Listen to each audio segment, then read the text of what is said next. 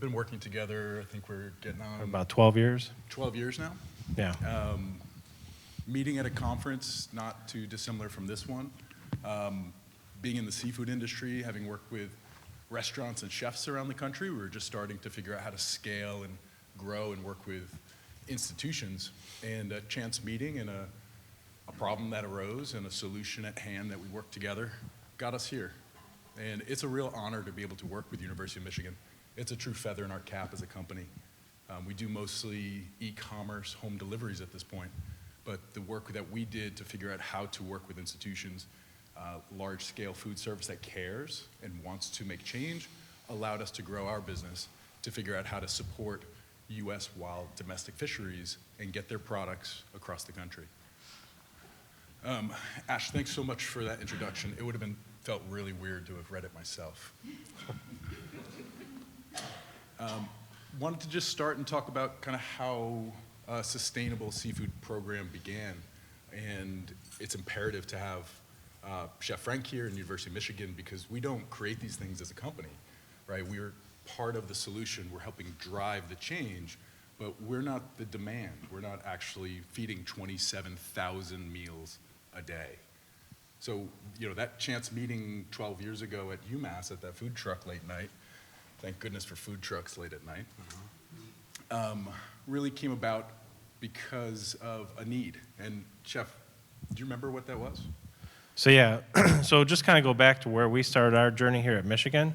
So I used to be a chef at North Quad down the street here, and I love seafood, and we got some fun seafood, and I got it in. And as a group of students kind of pulled me aside, and they kind of let me have it, because it wasn't sustainable. They gave me all these lectures, they gave me all these questions. So, okay, let's meet tomorrow. So they did. We sat down.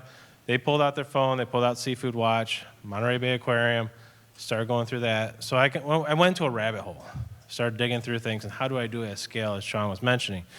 So I started looking at it, talking to different universities, Notre Dame, talking to the chef at Notre Dame. He was starting to do stuff like that, so we started talking more. And like Sean says, I was at a UMass conference out in the summertime and met Sean and his dad, and we started talking, trying to figure out how to get to scale, how to look at it. What does this look like? I hate to call it this way, but instead of the Applebee seafood choices, we want to look what else is out there. The garbage fish that are out there, what can we look at? Dogfish, skate wing, and things like that. And Sean, that's kind of how we started. And he kept bringing more things to our plate, trying it. I remember our first sample box of it, 9, 12 different species. It was great. And the chefs were excited, and the students were even more excited once we started playing with it. So. Yeah, and seafood is all we do. And all we do is U.S. wild domestic seafood. So we're actually, I don't think of it as limited by choices, but we have the opportunity to really develop a lot of fun, creative solutions. So one of the first things that the conversation went to was not just what do you have, but what are the goals that we're trying to set here? What is University of Michigan Dining trying to accomplish? Because Chef and I can geek out all day long on the culinary aspects and the harvest methods and all of the kind of chefy chef food stuff. Like, I love that, he loves that, we get together. At the end of the day, when you're feeding at this kind of a scale, there's people who have questions and they want some measurements, they want some analysis to it, and they want results. So what is that program? So the first criteria that we worked together on was using Monterey Bay Aquarium out in California put out a sustainable seafood guide called Seafood Watch. And they would go through each of the species, where it's coming from, how it's harvested, whether it's wild caught or farmed, and they'd give a ranking to it. Very basic. Green is excellent choice, yellow is a good alternative, and red is an avoid. So I believe the first program we put together was you guys were trying to get a majority of the seafood you were purchasing and providing your students to be either a yellow or green. Is that right? Correct. It was either yellow or green. And then part of our conversation, because Sean works a lot with the fishermen or the docks, why would we want to look at yellow? Okay. Well, there are fishermen that's starting out or starting to grow, or they need the volume to make the money to eventually transition to the sustainable practices. And that was a good thing as working with Sean. He knew the fishermen. They need this one little step or one little nudge to get into that spot. And I think the Dover sole that we're getting, or the Dover that we're getting currently, is one of the fisheries that we years ago worked with. Yeah, that's So- right. So when we think about sustainability, we don't think about it as, red and green. We don't think about it as some bifurcation of good and bad. I mean, if we thought about humans like that, we wouldn't talk to each other, right? It's a progress. And you want to support the fisheries that are working towards those sustainability goals. So we, as a company, have our own sustainability standards. We'll only do wild caught. We'll only do U.S. domestic, both harvest and processing. And then we also look at traceability and sustainability, which aren't exactly black and white issues. So we can talk with Frank about these things, but a lot of times universities need a more clear definition. And over the years, that's also grown, that's also evolved from Monterey Bay Aquarium to Marine Stewardship Council certified, the ideas of sourcing locally or just domestically. And when he comes with thoughts from the sustainability department of how they want to think and measure these things, that's when we get to go back and do the fun work, which is developing the programs. And was hearing from the last speaker, H, about how you think about that supply chain, how you actually develop the product from the source and what's available, matching it all the way through to the need, is very different than looking on a food service distributor catalog and saying, let me get 12 boxes of this because it doesn't have something in its ingredients. And that's something we've done over the years a lot, is, there's an idea of some sort of a fish or product that we want, but how do we do it, and how do we do it for that many meals? Very similar, I think about it in a multi-step process where there's the fishery, there's the actual wild resource out there. Do we have fishermen and boats and sustainable fishing methods to actually go out and get it? What are the seasons for it? What's the scale of it? And then once you catch that fish, where are you bringing it? Do you have your processing relationships in place that you can then take that fish from a wild animal and turn it into food? From there, can you get it into a product form that chef wants? What's the cost involved to all of that? And then lastly, the logistics, right? How do we get it from the fishing grounds in the Pacific Northwest or in the Southeast in the Gulf or in the Northeast? And how do we get it to campus? So when we think about all those pieces, that's not a one-sided conversation. That really has to be done in tandem, where there are very much clear needs on the university side, and there's very much clear needs on the sourcing and procurement side. And just to add to that, it's not as clear cut as that. There's some give and takes back and forth. An example is, scallops. We do scallop pieces here on campus. They're usually a commodity product that they're used for different products, but we can do scallops. We can serve scallops to our students because we're putting in either a curry or a seafood bouillon or something like that, so we added to that. So to Sean's point, we're looking at, he's like, hey, we got something like this. We'll try it. We'll look at it. The one thing we won't do, yes, we're large, yes, we serve a lot, we will test it. We will do it in a small unit. We'll get students' feedback. We'll build on that. If it doesn't work, it doesn't work. We're not going to go 100% in, and those are things that we like to talk about. Hey, I'll send this in, try it out. We'll have the chefs try it. We'll have some students try it, go from there and get their feedback. Yeah, I don't know if you guys can tell from this room, from this cozy fireside chat we have, but University of Michigan is fancy. When we talk to Chef Frank, does he want to use tilapia and swai and just crappy fish? No, he wants the best. They serve wild Atlantic sea scallops on campus in volume to students. They don't do imported, farmed, gross shrimp, which is 90% of what comes into this country. They do U.S. wild domestic shrimp. Now, the way that they do it is through flexibility in his culinary craft. If he wants to use sea scallops, that if you've been to the supermarket and to get dry, not chemically treated U.S. wild domestic sea scallops, you're paying $30, $40 a pound. That doesn't make sense on paper when you're feeding that many student diners. It doesn't make sense to feed college kids scallops. Yet he makes it happen, him and his team, because when we think about it, you don't need the biggest, largest sea scallop, but when you're processing sea scallops, you're actually going out into the beds, you're harvesting the scallop, you're bringing them on the board, and the fishermen on board spend most of their time actually shucking scallops, opening the shells and shucking them. Now, when you're shucking them and then you're bringing them back to shore and you're freezing them in liquid nitrogen blast freezers, they break. You're going to get some that have broken pieces. So the whole round scallop goes to the fancy retailers, to the chefs around the country. Those broken pieces are what we put our names on and commit to. And they go to, of all places, University of Michigan. And so you've got the beautiful, same sustainable meat on that scallop. You just don't have it in the full product form. And how do you guys use the scallop pieces? We use them at curries or the seafood boils, or it's not a featured item. It's usually with components with the shrimp or the cod or one of the other species. So it's kind of a blend of a seafood bowl or seafood curry. So we kind of blend that together. Yeah, and the wild Gulf shrimp, he's not using the largest wild cocktail shrimp that's got the little tail in the end that everyone just kind of throws off to the side. Again, South Quad would be weird if it was littered with cocktail shrimp tails, right? Sometimes.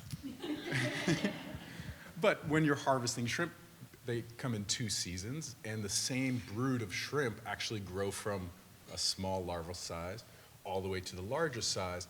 And when they're caught at different stages in their development. There are small shrimp out there which get a lower market price, which when caught, processed, blast frozen, and are delicious. It's not an idea of like the biggest shrimp tastes the best. It's the same animal coming from the same waters. And so we're able to work with, again, University of Michigan to think about how to secure that source and bring it onto campus. And you guys do a lot of U.S. wild Gulf shrimp right here in Michigan. Yep, we do. And students like it a lot. I just want one thing, part of our conversation that Sean and I have, and we're actually in the middle of it right now. We're planning for next fall. So we're looking at species right now. And some people wonder, how can we afford scallops? We're talking right now, he's talking to the boats or the docks right now. So there's 3 of us talking about a price. We're making a commitment due to the fact that we do enough planning, we have an idea, we have our volume. We can go, hey, we're going to buy X number. What's the price range? So we can go back and forth, and we have several conversations to set that price. So we have an idea because we're going to commit to it. We know that there's going to be students. Unfortunately, we're not like a restaurant where we're waiting for someone to show up. The students are showing up every day, okay? And so we can commit to that. We do a lot of data. We keep it tracking, so we know what we're going to buy each year. So that helps us when we start talking. Sean just sent me 2 fish in that we're going to try tomorrow with our team. So we can start planning now. There's some items like the scallops, the shrimp. There's one other piece.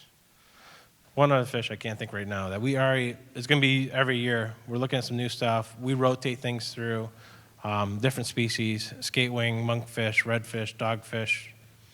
I'm excited. There's a blue catfish, and he can tell you more about it.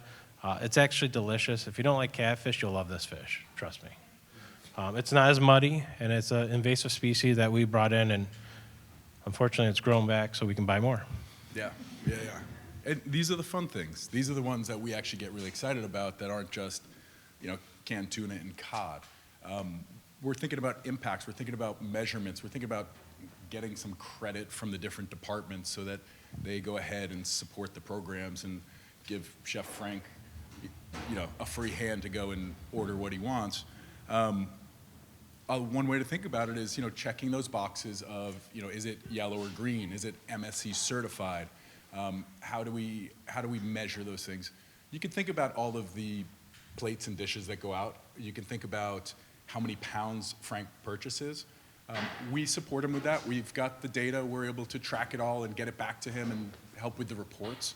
One of the things that we think about that is super impactful and important to us is not just the impact here at the university, but the impact on the water and the support that's given over there. And when Chef Frank talks about, committing ahead of the season, it's not just the 15,000 pounds of one single item he does. But if you think about something like invasive blue catfish, which is coming out from the Chesapeake and the St. James River, if he's buying 15,000 pounds, that's a lot. That's a lot of catfish.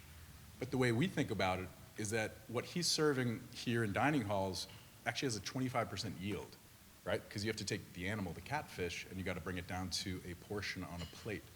So 15,000 pounds is actually 60,000 pounds of catfish. right? That Chef Frank is agreeing to a price that is profitable and sustainable for the fishermen to go and harvest this fish, which is an invasive species in its native waterways around the Chesapeake. So there's really two sides to this sustainability story. The one is happening in the dining hall, where students are able to feel good about the food they eat. Parents are able to feel good about tuitions they pay. And there's the other side, which comes from us, is feeling really good about supporting responsible seafood harvest, supporting families out there working on the waters. It's really fun. And a few years back, we were able to bring Chef and his team to one of the waterfronts in Cape Cod, a dock in Chatham. And you think about that as he was buying dogfish and monkfish and skate, and these are all underloved, underutilized species. They're not the well-known tunas and cods and mahi-mahis, but because Michigan decided to support those and get into this underutilized, underloved species, the numbers that they provided purchasing from this one dock were enormous. It was huge. It was a great trip, and able to kind of get your students involved in that too. And I wish I recorded the stories the fishermen told us, because we were actually supposed to go out on the boat that day, but the Chatham bar there's a storm ahead and we can't go out. And if you want to hear the story later, but it's pretty crazy. There's YouTube it, the Chatham bar. It's dangerous for fishermen. They weren't going to take us out. So I just wanted, because we got a little bit of time left, and one thing that Sean has brought up when we talked earlier on is that kind of really hit home for me, is how much we export, how much is imported into the U.S.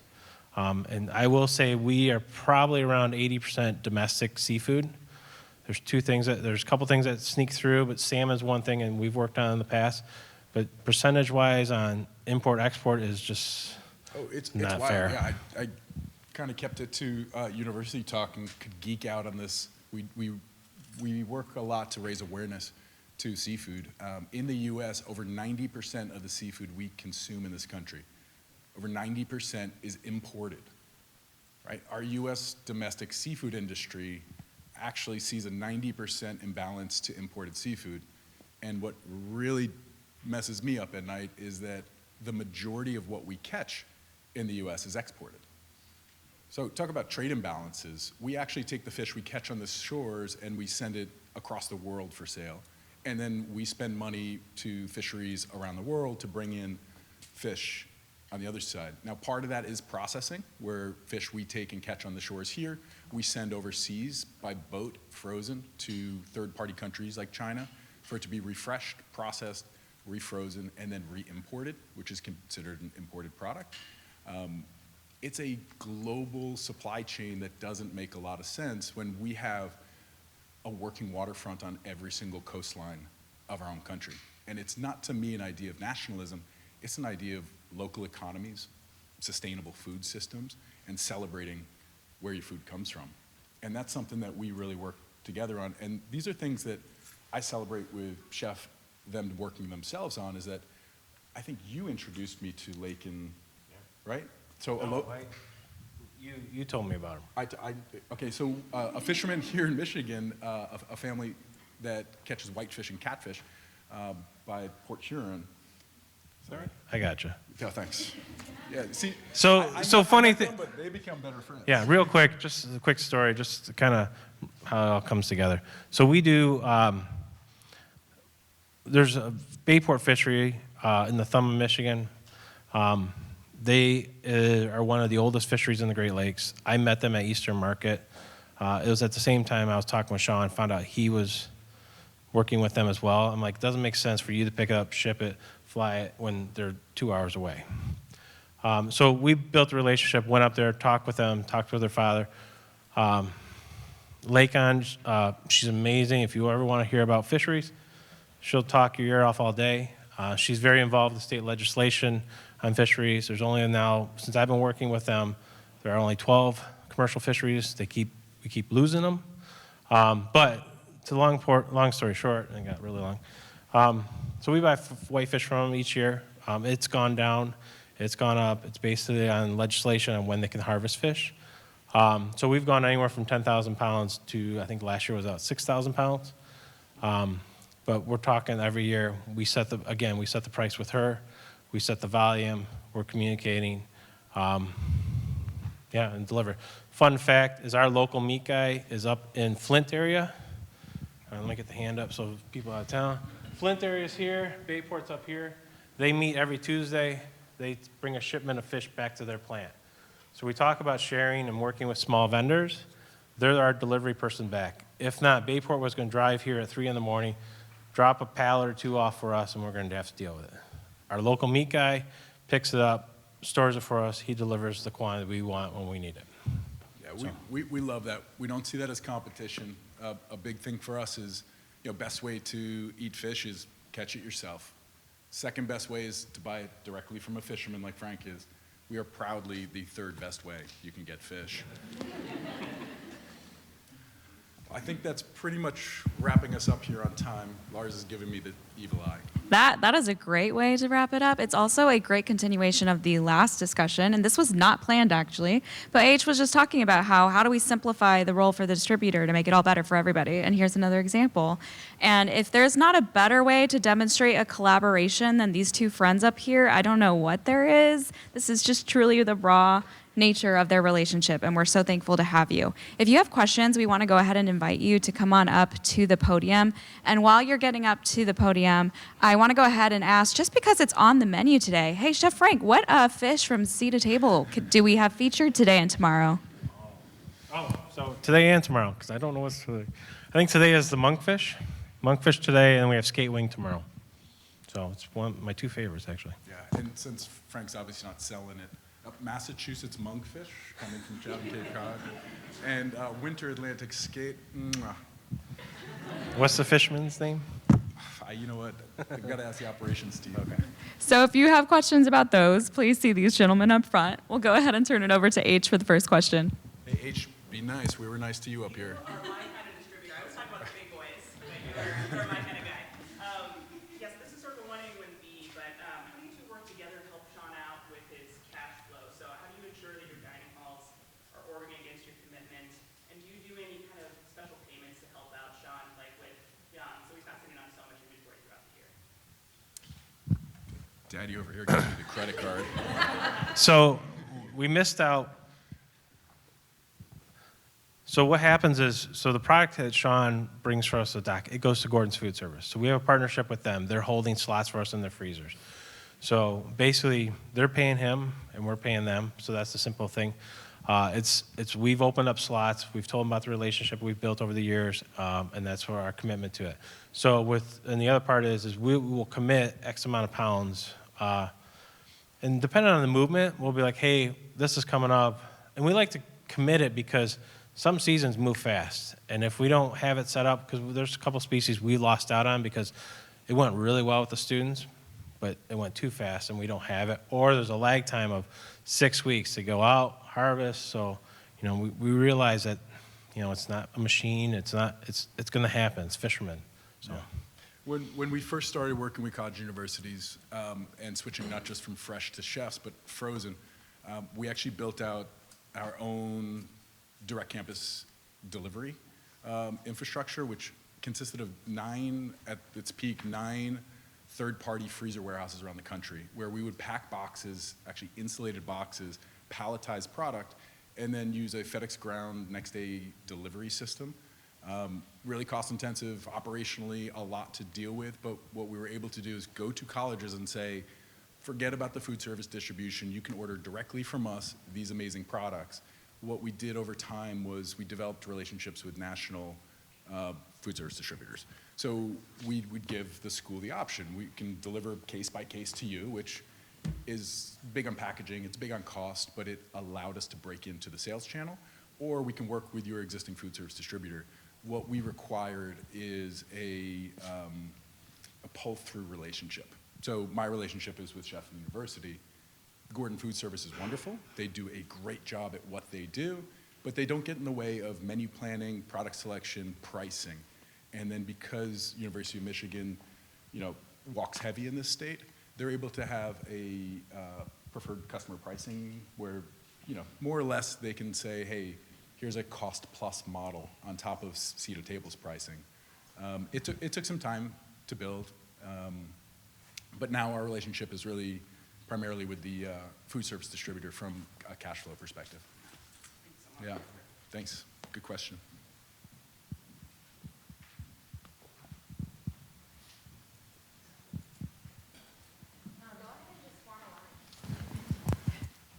I'm just curious if you can talk about how you're like selling these new, like skate wing, for example, to your students. We find on our campus that whenever we try and introduce something new in the way of seafood, everybody says, "Where's the salmon?" You know. So I'm just curious how you're doing that. Is it education or marketing? It's marketing. We've put together signs of the fishery and where they're at or the species that's on there.